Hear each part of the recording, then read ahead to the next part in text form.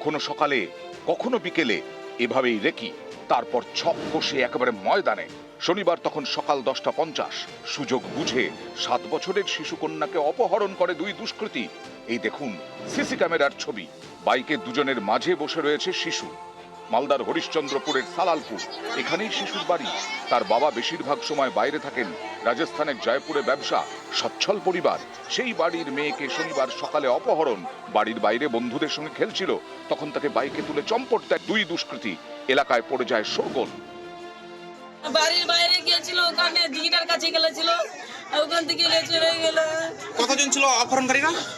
আমি যাই দেখি না, দুজন ছিল বলে। চাদর পরা ছিল লোকটা, দুটো লম্বা করে মোটা করে লোকটা ছিল। কি নিয়ে এসেছিল তারা? বাইক নিয়ে এসেছিল।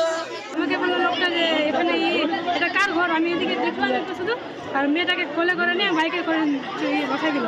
আর এত জোরে ছেড়েছে, আমি ওদেরকে ধরে রাখতে পারলাম।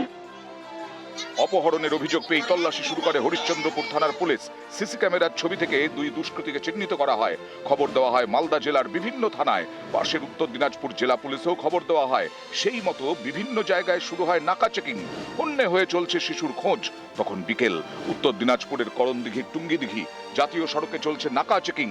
একটি বাইক দেখে সন্দেহ হয় পুলিশের। তাতে বাইকে দুই যুবকের মাঝে বসেছিল একটি শিশু।